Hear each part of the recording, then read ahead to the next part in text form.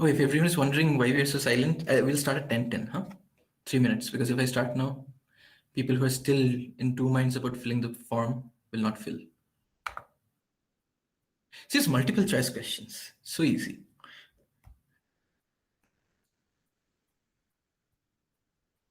By the way, since everyone is here, who is the meme master? Someone submitted all the answers in the form of memes. Very good meme game. So I really, okay, if you don't want to disclose your name publicly, then please ping me in my chat. We can talk off the record. Karthik is saying yes. I think Karthik. Karthik. Karthik, you sent the memes, is it? Memes? Where?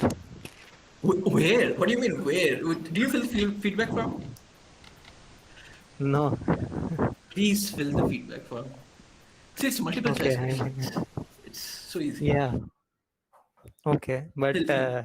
wait, did you get memes from someone? What was that? No, only if they agree to disclose. See, these are anonymous submissions, so I don't know who it is.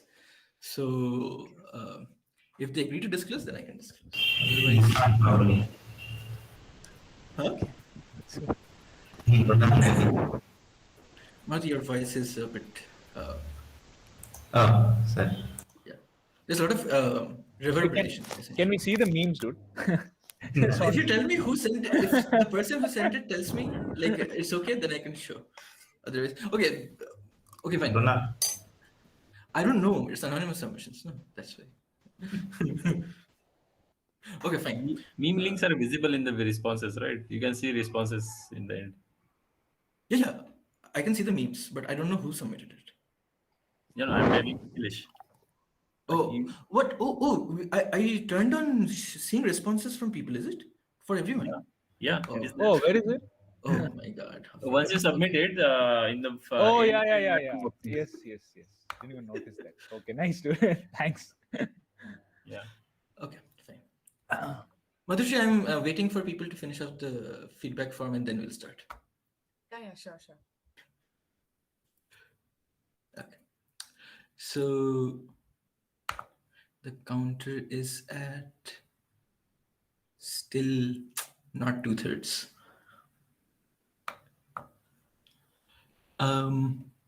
Okay, let me set up my screen in the meantime.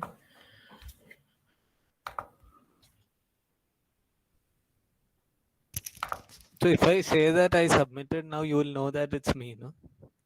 See, there are multiple people hopefully writing right now. So you have the half numbers on your side.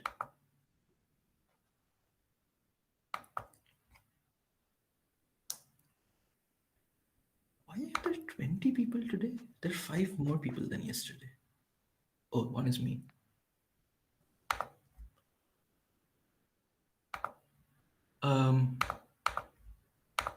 So we'll go to our little project. Did anyone have dreams about Git branches and unit tests yesterday? If not, then today we are going to learn something, or discuss something. Everyone knows this.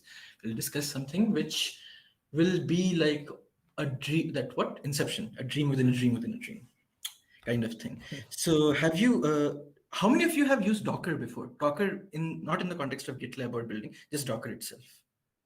Or any VM, like virtual machine. That, what is there? VMware hypervisors are there, then Oracle VirtualBox is there. Any of these have you used? I have used, to run in one of the clusters that we had access to. Which one? That Intel guys, no, they had given some access in office. Docker. Oh, okay. Oh, this thing Swan. Yeah, Swans. Oh, okay. Yeah.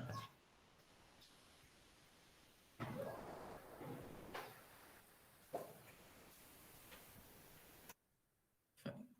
So. But I forgot now. I don't know what I did actually. Yeah. No, we'll cover that. That's the thing. So basically, we'll cover Docker. So let's just quickly go over the schedule and figure out. Today, we'll try to make up for some of the last time that we went over yesterday. So one thing I realized is we have already finished tags and releases, right? We'll do some tags and releases as mock procedure later on at the end of the pipeline. But the concepts are sort of clear, right?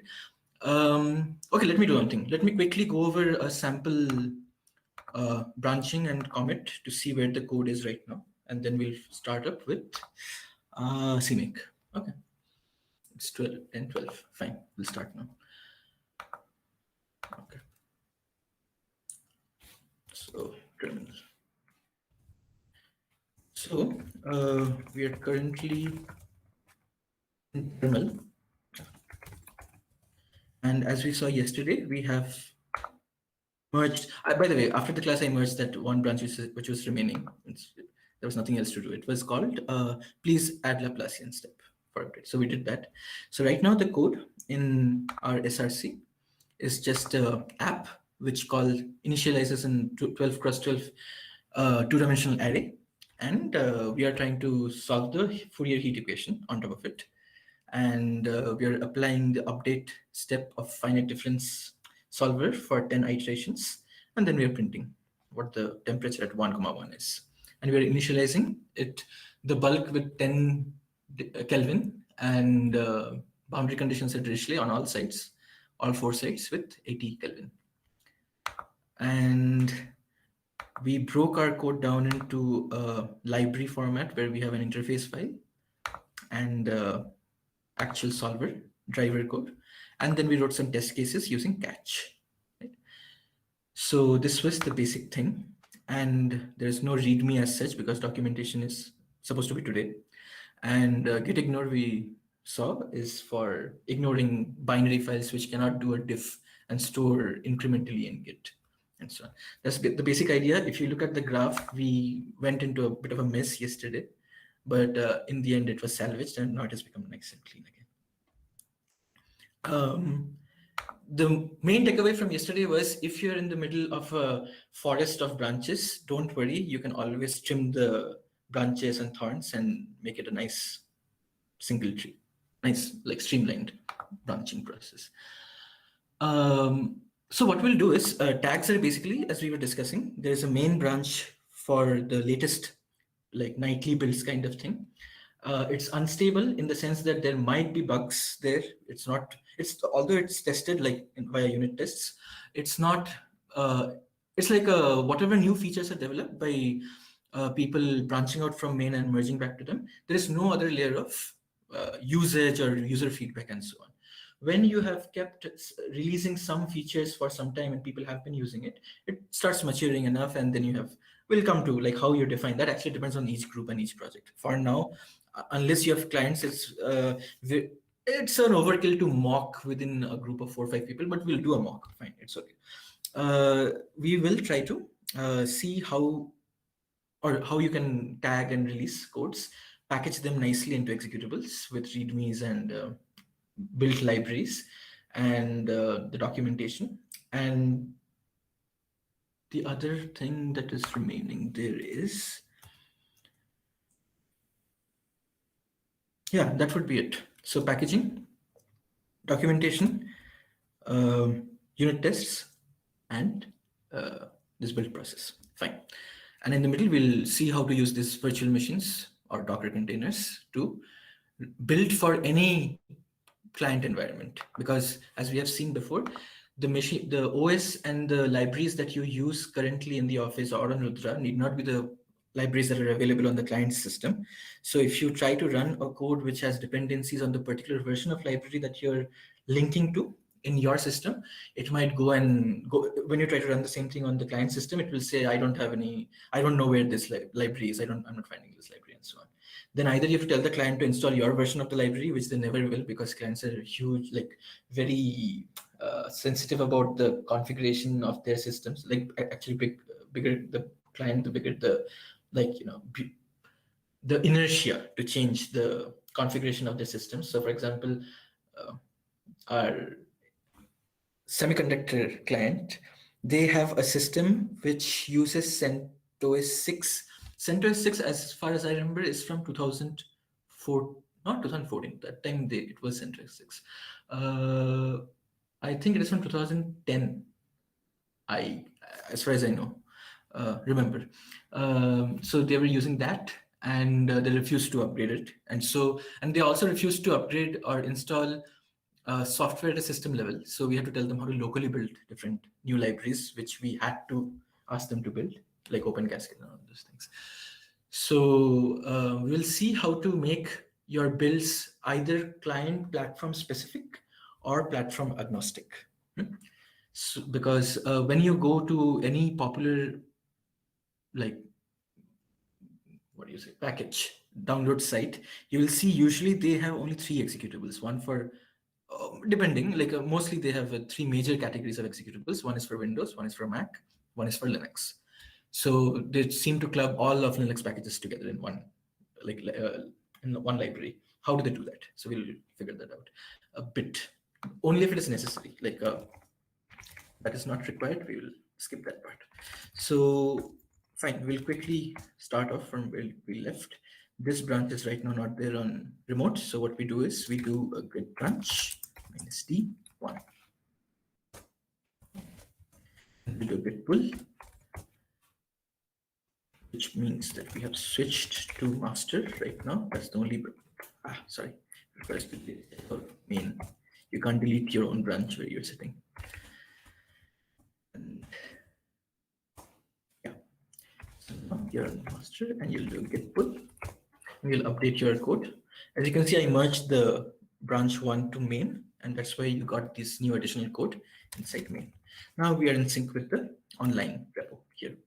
So the first thing is how to compile and build stuff and so on. So till now, what we have been doing is we have been just using command line syntax, right? Like G++, this C++ code, yeah. So G++ minus I include and so on. Now the problem is, as you remember during building the tests, there was a huge list of files. And now if I have to figure out what the command was, most probably I have to do a reverse search. And yeah, this was it. Now, if you're trying to build on another machine, obviously you can't do a reverse search. Then you have to basically tell people that, okay, I'm giving you the compile script here. And this is mostly what we keep doing, that we will write a thing called compile.sh. And by the way, is everyone familiar with why we keep writing this here? Like what will happen if we don't write this? Yes. Pardon, someone said something. So no, I'm new to this thing. Oh, why? Yeah. Okay. So the thing is, usually for any script file, if you don't write this, suppose you just wrote the command here, you have to invoke the what do you say, the runner or the driver through which you want to run this. So for example, if this happened to be a Python script, if it was compile.py and you had a Python syntax inside, you would call it with the Python interpreter. So it would be compile.py or something like that. It won't compile.py if it was like this. Or if it was a C++ thing, you would call it compile and GCC, G++, and so on, right? Bash scripts obviously will be called using bash, right? So if you do this, okay, it will give an error, but this is the syntax of invoking a bash script. Now, if you don't want to make the user second guess what kind of a driver to run the script with, or what kind of interpreter to run the script with, then you can just hard code the link inside.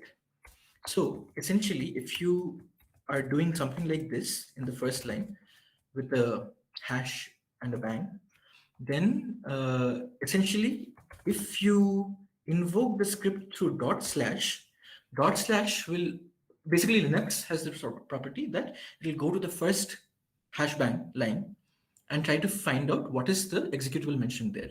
And it will run the script through that interpreter or that driver and so on. Okay.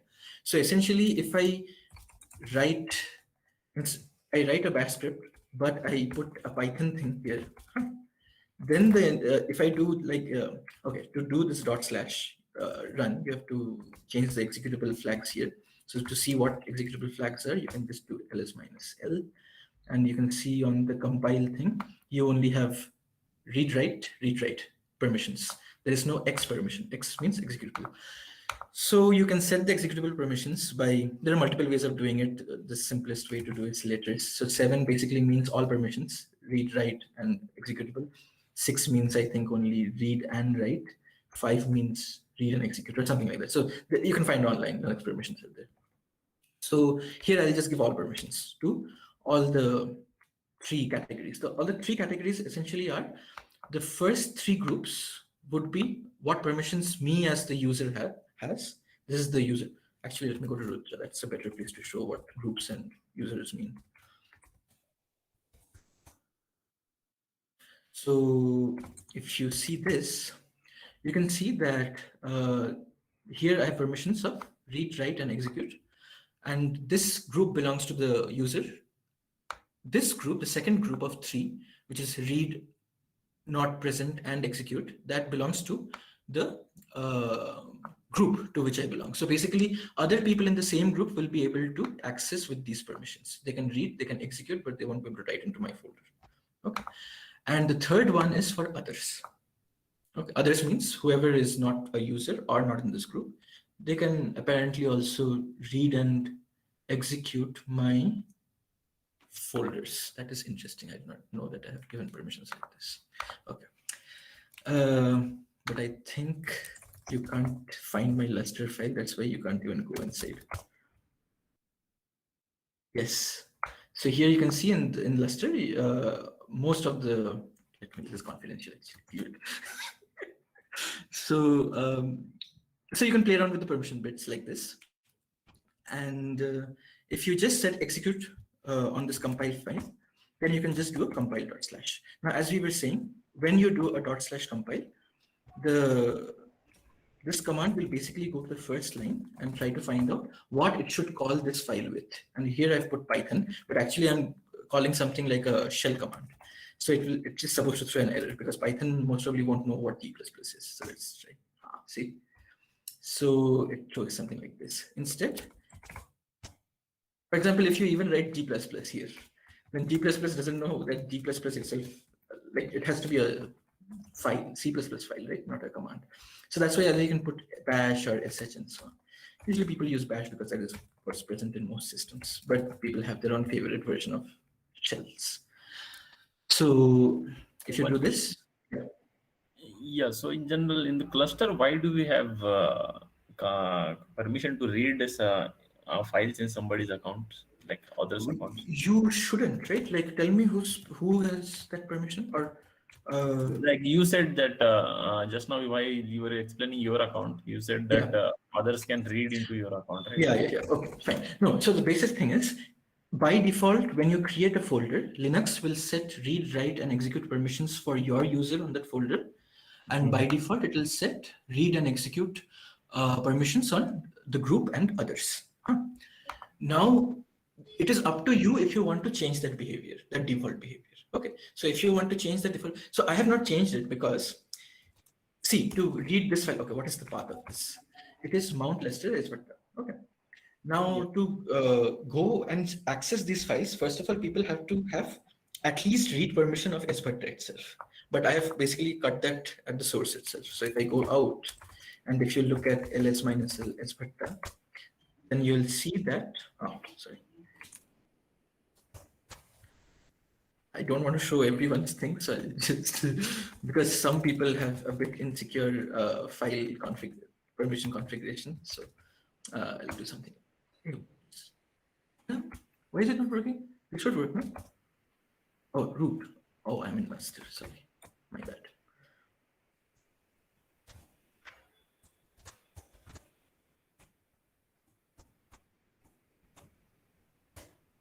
Okay, so as you can see, my permissions are read, write, execute for me as a user. No one in the LDAP group or others can do anything else to this folder itself. That's why if you can't even read the folder, you can't go inside it. And all the other files by default are inside the folder, so they are safe. Somewhere at the top, you have to cut off access if you want to restrict access. Because otherwise, then you have to recursively keep updating the permissions for every folder you create. That's a pain. Okay. Okay. So But basically, once I crudely I remember in ISC, so the ACRC had cluster, and I think we could read somebody's files like yes, because they have not put that permission. So as you will see, many people Or actually, when we create the files on Rudra, or we create the Lustre folders for users in Rudra, by default, we keep that only user access permission and permissions for the group and others are set to 0. Okay, so no one else can access the file. Now, if you see that people have changed their bits from the default one, it means that most probably they wanted to suppose share with their own group. So for example, if you look at Jaju's permissions, he has read write execute access for his own thing. He has given read write execute access to pros group also. So anyone else in the pros group can also read write and execute files in his folder. But others can only read or execute. They can't access. They can't write. Okay. So what about Docker? So if we are a Docker image is there on the container of server, so in that case we can see others files. Is it so? No. Okay, we'll come to Docker. We'll come to Docker now. In the second part, we'll finish off CMake first quickly, and because once we are done with the basic build tools, then we can go into the like OS level stuff like Docker and shared data and all those things. So let's quickly finish off this part. So this is clear. Like okay, this was a big segue actually. There's nothing to be clear about. We were trying to give a compile script to people how to build the files. So we have include, and let's see the structure. So we are going to compile our test ones, and we are going to build our app ones. Okay, so we'll try to first build the app. So build app would be you include your headers, and then it's not needed. You'll go to SC app, and app depends on the other files which are these. This src solver.cpp. So you put that, and you can name it as my app or something. I think that is the build step. So if you, I can just do a compile. I have my app here. If I do this on my app, you got that same number that we were getting yesterday. So this is the basic build process that we usually keep doing because it's the easiest. Just write a shell script, that's all, and build test would be. So as you remember, we are including the header file from inside test vendor.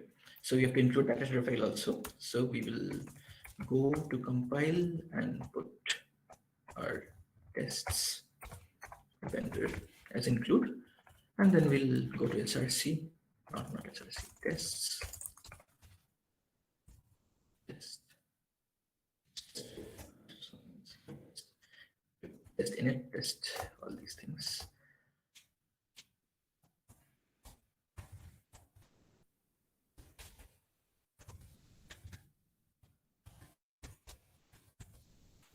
And this is my tests. Okay. So once you again go compile, as you can see, build time is increased because, as we said, we are including catch2, which is quite a big header file, and that compile time is quite a bit. Whoa.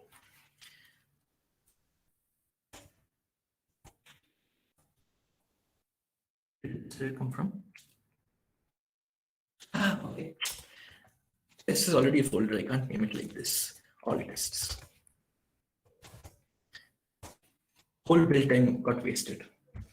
This is why we'll come to the second part of our build. This basically gives you a good enough motivation to see how to structure your build so that A, your compile times are like lower. And second, we are doing a lot of redundant steps here. We'll come to that quickly. So anyway, we'll just quickly run the all tests just to check. Okay, all our 6 tests are passing. And our app is also fine. Okay. So as you can see, if you're building a library, solver.cpp is not the only source file you'll have. You'll have hundreds of source files and hundreds of input files also. So as you can imagine, you have to basically keep including this whole list here. One way you can do it is you can say that, okay, let my sources be srcs are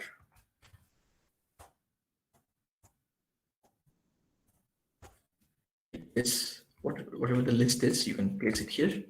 Like this will be 100 entry list, and then you can call it as a variable here.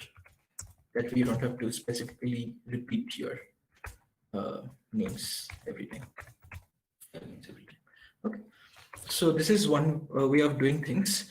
But again, now suppose you want to change your compiler also. Suppose you're not getting good enough performance because GCC doesn't have some particular optimization flags, and you want to change to ICC. But you want to change to ICC only in systems which have ICC license. Otherwise, you want to use GCC. Then you have to start writing your own if-else conditions, like if my system, if find which, or or find, and so on. You have to get a exists variable value and then check if ICC exists. If not, then you load it. If not, then GCC, and so on. So writing a shell script for compilation is good if you are doing a toy problem like Hello World. But for real test case, like really big libraries and so on, the usual method people prefer is a make file where you don't have to explicitly give the lines like this. You can create dependencies also between, okay, let's figure out why dependencies first. So when you're building an app like this, as you can see, the end result of each of these two compilation lines are just executables, right? So this works only if suppose your client wants an executable, finally, they don't care what library you're using internally. But suppose you're developing for someone in your own team, like you have to write a functionality and create a library and send it to them, and they will write the main file which will compile into an executable. So how do you write libraries? So the idea is whatever source files you have, which became part of the library, as opposed to the app or tests, you compile them into a shared library or static library.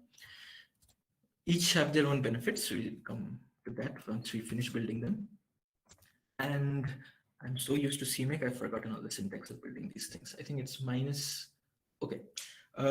What we can do is we can first generate, is everyone familiar with object files and all these things, Dotto files and all? If not, okay, I'll just quickly summarize. It's nothing big deal. So essentially, when your compiler is doing this G++ something .cpp to a .out, compiling the binary to an error out, there are actually internally multiple steps that are happening.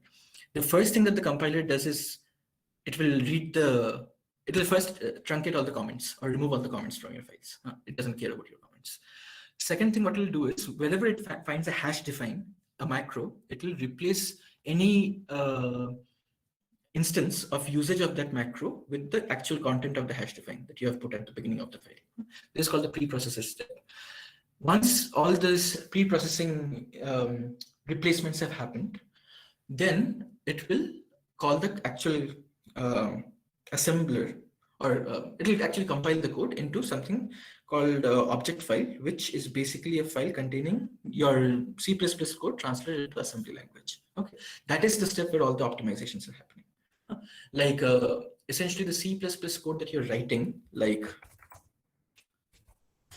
if you, okay, fine, let's create an assembly file, then we'll see. Should we go into that? A quick overview of what an assembly file is, what a compiler does, and what a library does. Yeah, sure. Okay.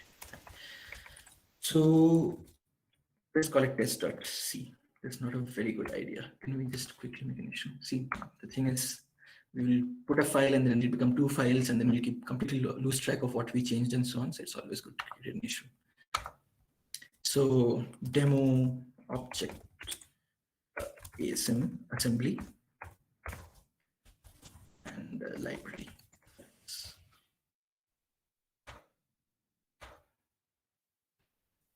As we know, we'll most probably not merge this, so we'll just create a branch because it's an exploratory thing. Then we'll create the branch. It's branch 5, so we will come here. Branch main, so we'll do a git pull, which will bring branch 5 into a local thing. Then we'll do a git checkout to branch 5. Now we are ready to do some testing here. So let's go and make a thing called demo. So here you have main.c. PP.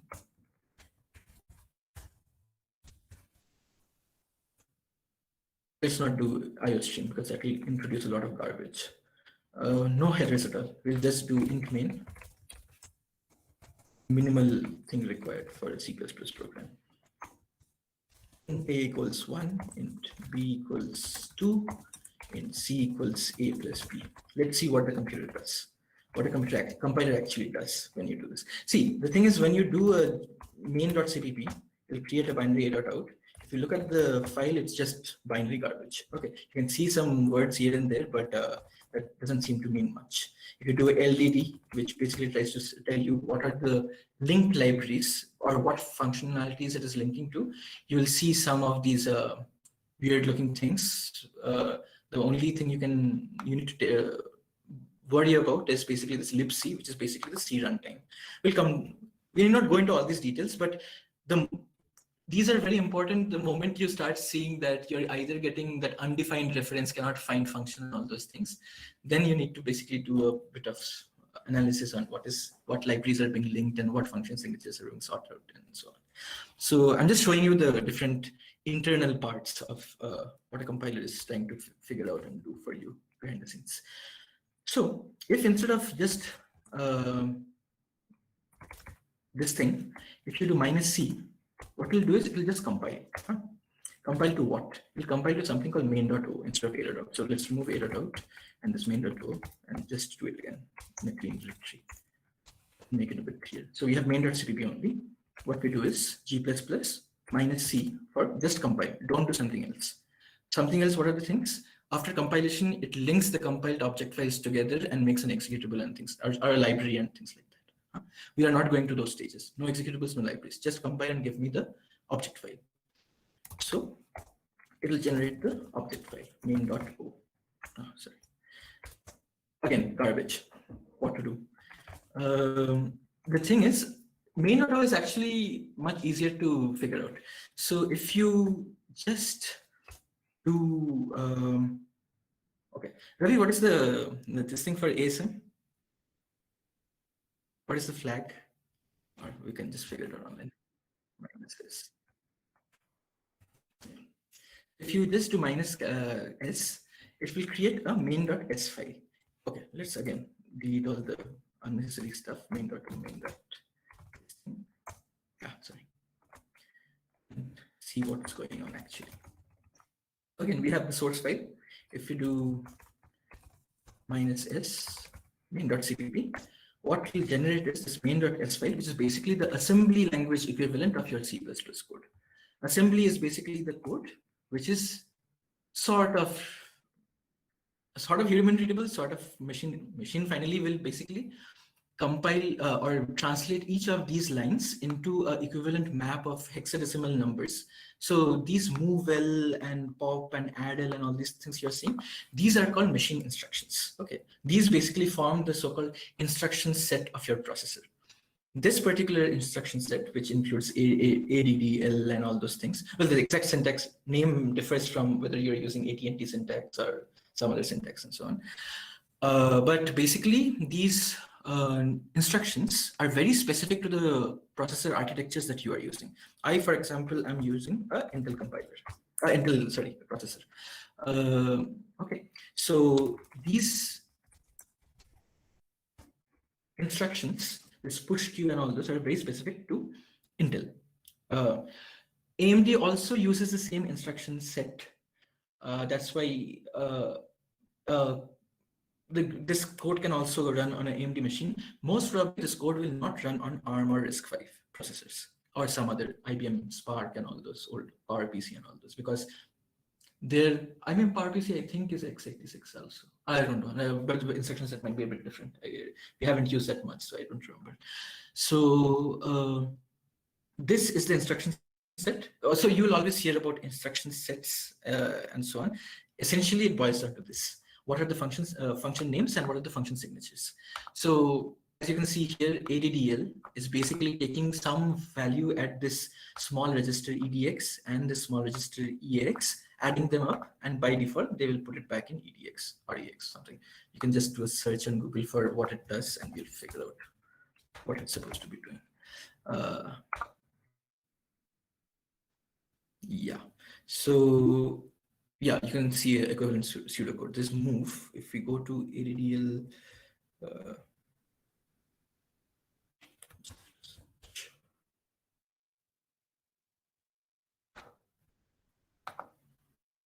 okay, yeah. So it's something like this: sum equals sum plus I. That is what's happening here. So these EDX, EAX are called registers. They are usually 64-bit registers on a 64-bit machine, which happens to be most of machines nowadays. Your bit will be 64-bit. Yeah. x86 64, yeah, architecture. So it's 64 bits. And this is how the processor actually computes stuff. The processor will put values in registers and then add them and then move them around from one register to another. And then finally, it will dump the value into your RAM with a pointer to an array or something like that, like our memory address, essentially. So this is just an overview. Like this whole in-depth analysis you can go into. It's really interesting and so on, but I'm just telling you what the compiler is doing behind the scenes. So for each of these instructions and the function signatures, each of these instructions has a equivalent hexadecimal code, okay, or what is called the opcode of the instruction. So opcode of ADD.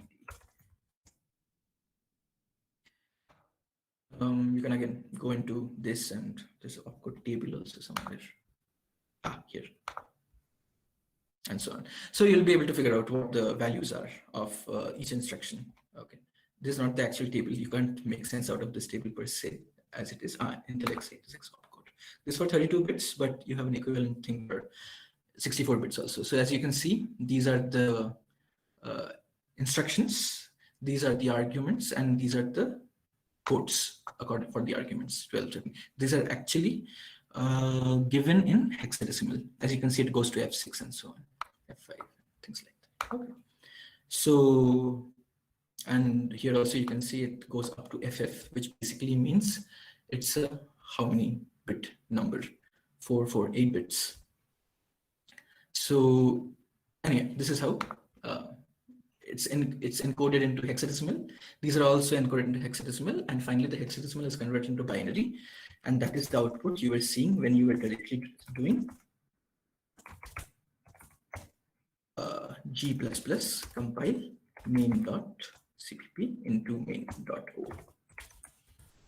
The hexadecimal or binary equivalent of main.s is main.o, with some string headers like sprinkled here and there.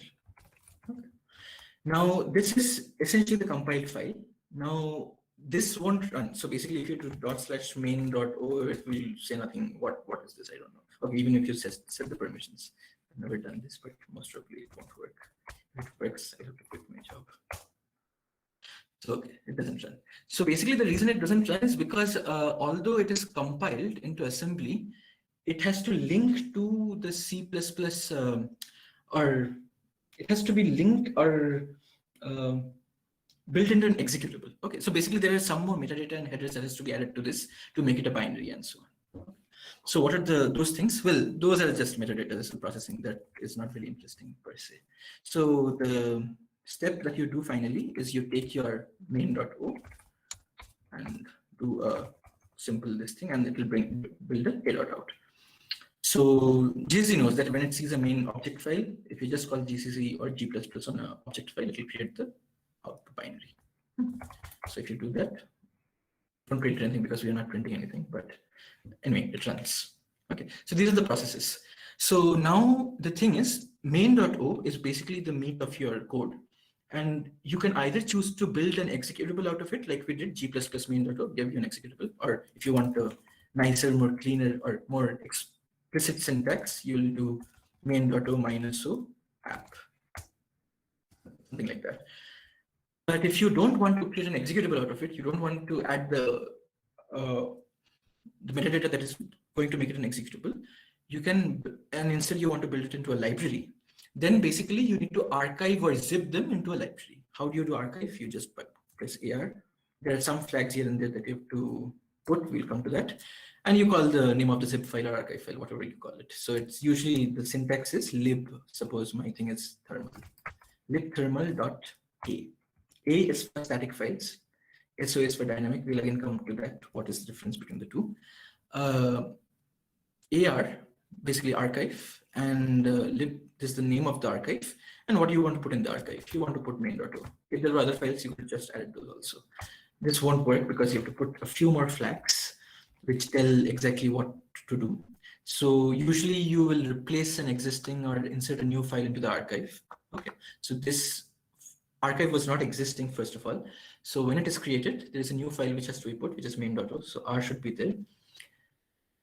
S sometimes okay, we'll leave S for now. Okay, so let's just use R and see. Okay, works. Libthermal.a is now your zip file. You can nicely give people this zip file because if you try to open libthermal.a, it will give you garbage. So people will not be able to see what code you have written. Okay. Well, they could not see the .o file also because, but there is something called a decompiler, which can very easily translate back your .o file into pseudocode. Okay, human readable pseudocode. I think you can. Okay, we'll come to that later on. That is strictly not legal. Reverse engineering or decompilation that can bring upon lawsuits from the corporations. So please don't try that. At least on office property, you can do it on personal property if you want to experiment. So libthermal.a is now your library, and if you want to well, technically it's not a library because we have been using a main function inside this. So anything that has a main function cannot technically be a library. So if you try to link to this library, it will throw an error saying that your stub has a main and your library also has a main. What are you trying to do? Okay. So we'll just this was a demo. We will do the same thing on our actual solver. So I'll just set the demo for now. We'll remove the all tests. We'll remove the app, and we will go to compile. We'll do these steps. Previously, we were building the app and build the test executables directly. Now we will first build the library, build thermal library, and use thermal library to build the app. And use thermal lib to build test also. Okay. So how do we build this? As we saw, G++, first we create the object file, which is -c compile your src/solver.cpp into something like solver.o. Okay. Usually what people do is to instead of throwing around all these intermediate files in the same folder, they will create nice folders earmarked for certain purposes. So if you look at a nice well-written hierarchy of a C++ package, you will see something called the obj folder, you'll see something called the lib folder, and then you'll see something called the bin folder. You also have something called a share folder. You also have something called EPC and all those things that you already know from Linux, this hierarchy. There are reasons behind each of those. For now, we will just we'll remove share. Share is usually for documentation and all those kind of things. These should be enough for us now. So what people do is this intermediate object file, they will put in the object folder, very nicely segregated. Because if you want to delete all the intermediate files, you don't have to do a rm*.o. You can just rm-rf the obj folder. So this is your object file, and then you're building the library. So you have to archive or zip the file. It's technically not zip, like archive is a very fundamental operation. Zip is maybe a derivative of that conceptually. Zip also does a lot of other things. Let's not confuse the two, but just to use familiar lingo, you're basically zipping or archiving the files together into an archive. Thermal.a is your library, and as we saw, R is the flag that you want to use. And you'll be using obj/solver. This is the file you want to put inside. And the library files usually go to lib. We have created the lib folder here, and we'll put the library inside lib. Now, when you are going to use this file in library to build your app, you can remove this src business because that is not required, let's say, and then you can just take the library and link it to your main stub. So your main stub was this app, and you will do let's do this first. Let's see what happens. we'll just pause building this tests for now. So I'm including, oh, by the way, this won't work, you know why? Lip thermal. No? Yeah. Which one? Oh, the lib, yeah, this is true. This is true. Yes. I'll also not included this. You need to include here for solver.hpp. And what else? Oh, error, we'll figure out. Oh, this is one of the rare moments when you're surprised that it actually worked. First of all, did it actually work? Let's test it out. Oh, it worked. Very nice. So, any questions from this part?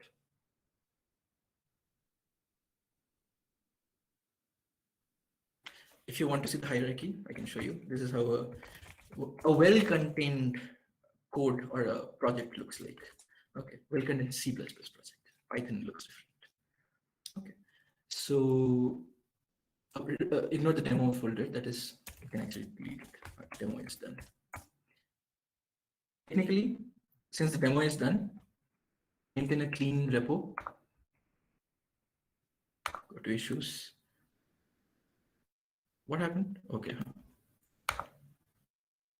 Somehow the Office internet is very slow nowadays. I don't know why. Nothing has changed. So basically, we did not create a merge request. That's a good thing. So we'll say ki demo done, learned.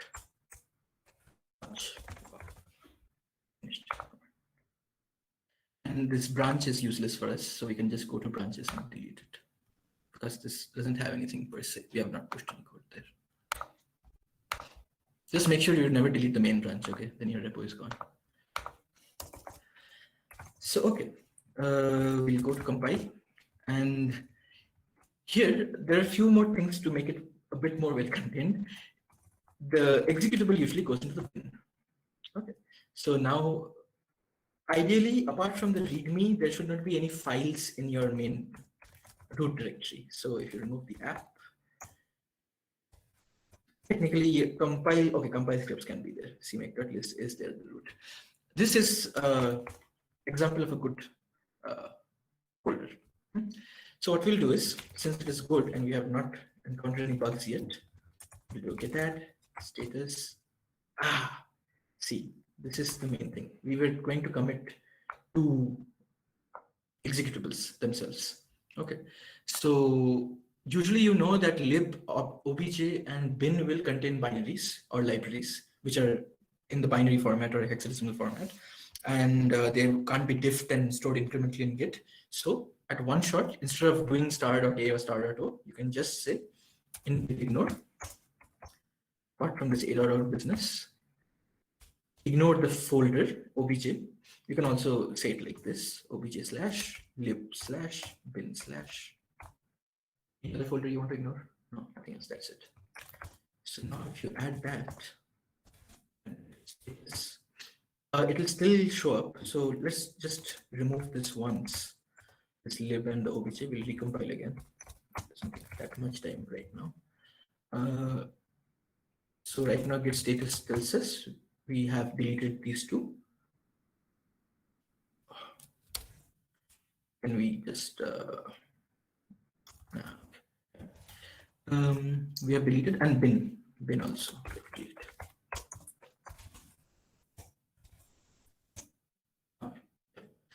So now we can comment this.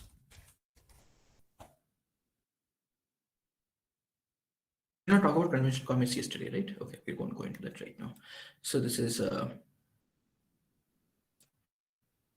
demo or use build intermediate.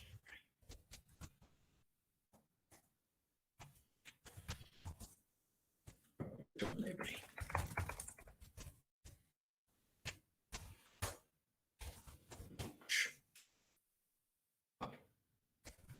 And we push into 5, which we deleted. This is like the worst nightmare possible. No, I think this is the exact situation you're talking about yesterday, right? So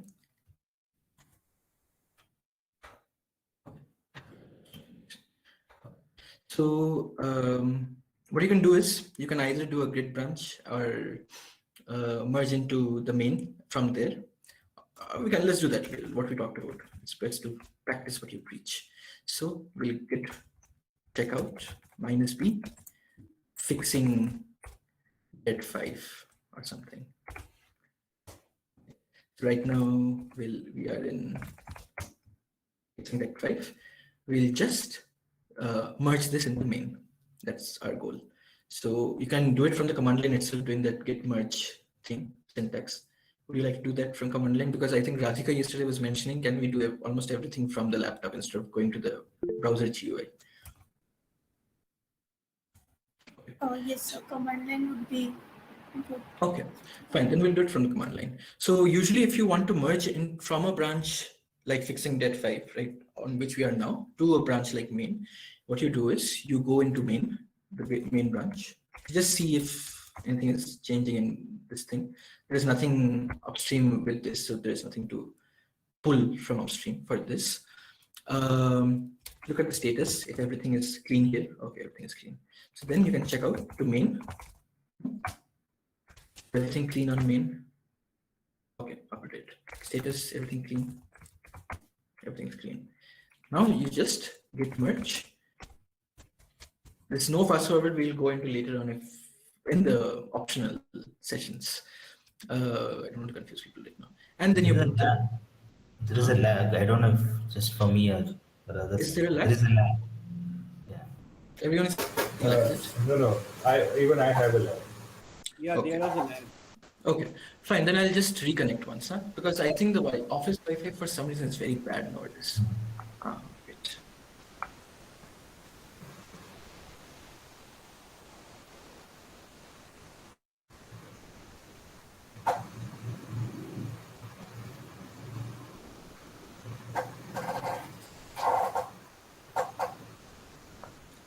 Okay, I'll share my screen. Just let me know if there is still a lag. We'll do that ABCD test for synchronization. So there is a test of this. We have a problem. Just 1 minute, huh? Just 1 minute.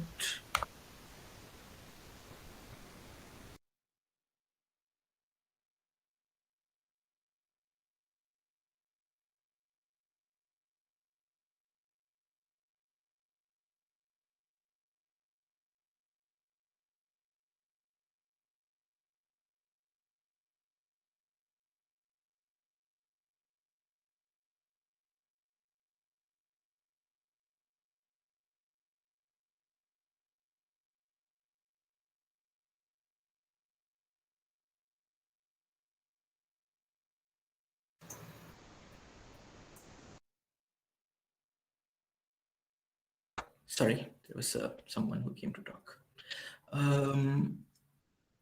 Yeah, I'll just type something. Tell me if you're able to see. I'm typing A, B, C, D, E. Synchronized? No. Oh God. Okay. How bad is it? So when you say E, I get A. Yeah. Wow, that is really bad. Let me just get off the Wi-Fi completely and then rejoin the Wi-Fi also. Stop this thing first.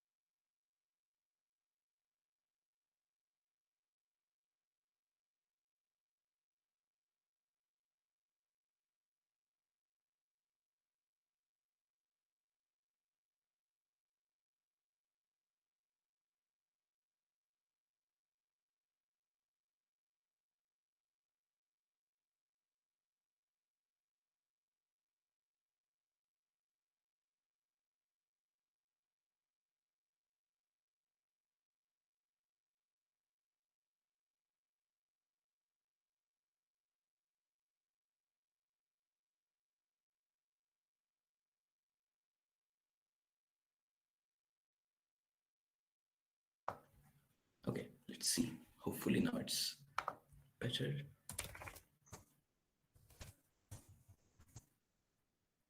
Test A, B, C, D, E. You're not shared the screen. Great. It's like the worst thing.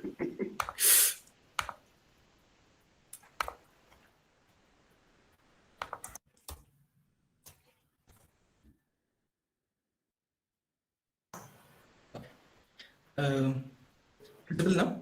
Yeah. Okay. So A, B, C, D. Yes. Yeah. Okay, nice. So qualified. Yeah, it's fine. Okay. Thanks. It's good now. Okay. So we were trying to merge our dead branch into main locally without going into that command line thing. So what you do is just let me know. So essentially I was in the dead branch, that fixing dead 5. Everyone was with me till then, right? Like I was with everyone till then. Okay? Hopefully. Yeah. Okay, fine. Okay. Then I checked out to the main branch. Everything was updated. We did a git pull, git status, nothing new on the main branch. And now we basically want to merge this fixing dead 5 into main, right? Then what we'll do is we'll just git merge minus minus, no fast forward. Fixing dead. So you're inside main and you're pulling in the branch fixing dead 5. It says merge branch into main. You want to add some more message why you wanted to merge and so on. You can add this. Let's add a message. Accidentally added code to branch dead on remote. I need this also. Many lines. This is it. So now you have git status.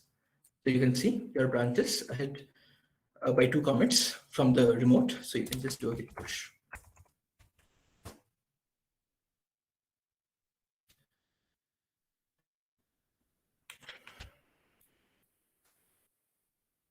Wait. I did again that mistake of. So the thing is, we can't commit directly onto main itself. Because as we discussed, we had turned that off yesterday at the very beginning, which is actually good practice, except you'll get screwed in this kind of situations. But not to worry, we can do something simple. We can just merge this combined thing back into.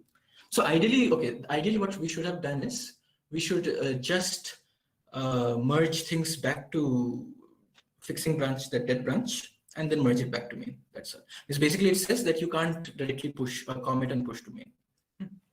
So what we'll do is we'll just again go back to fixing.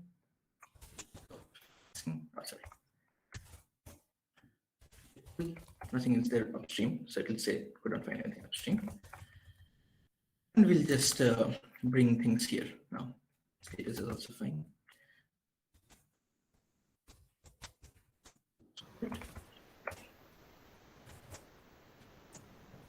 So now we'll push. There's nothing to push per se, and we'll do a git. Let's do a git push and see if it merges once.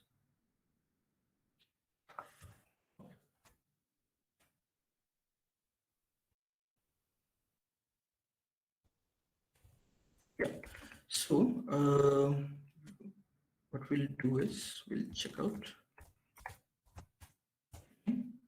And you can see it's ahead of your by 2 commits. The only problem is that as we discussed, we can't push to main. And if you again try to do a git merge,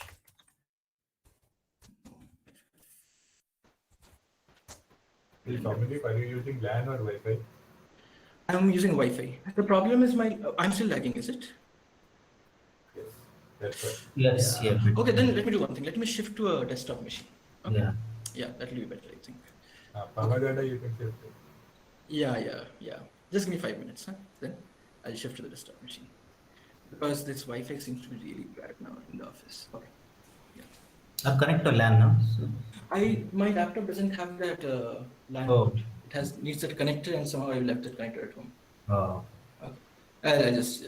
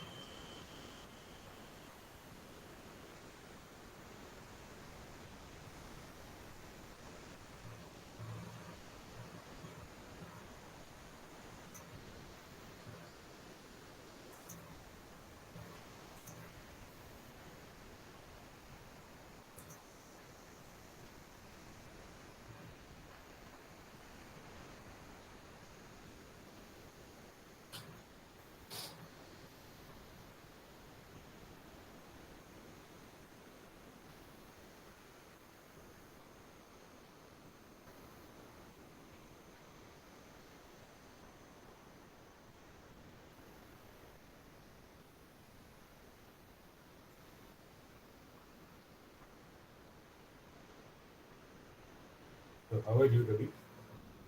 Yeah, fine, Ravi. Maybe you can take over till then.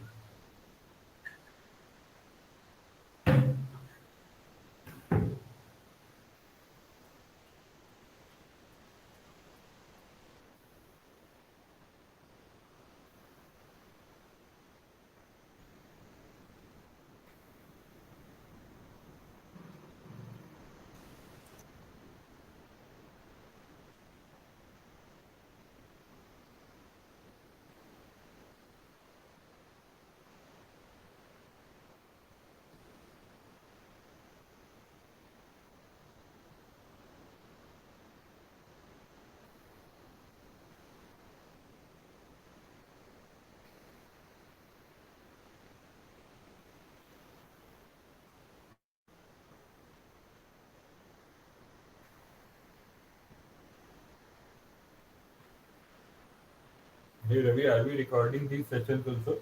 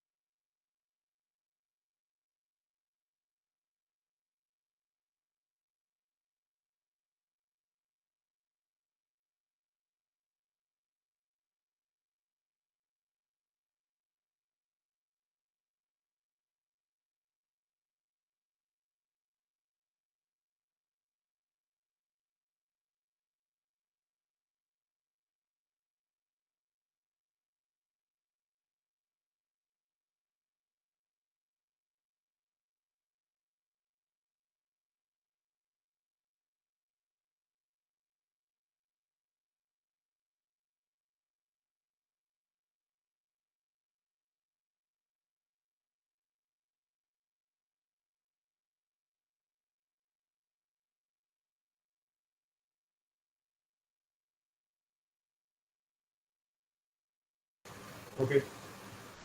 Yeah, sure. Okay.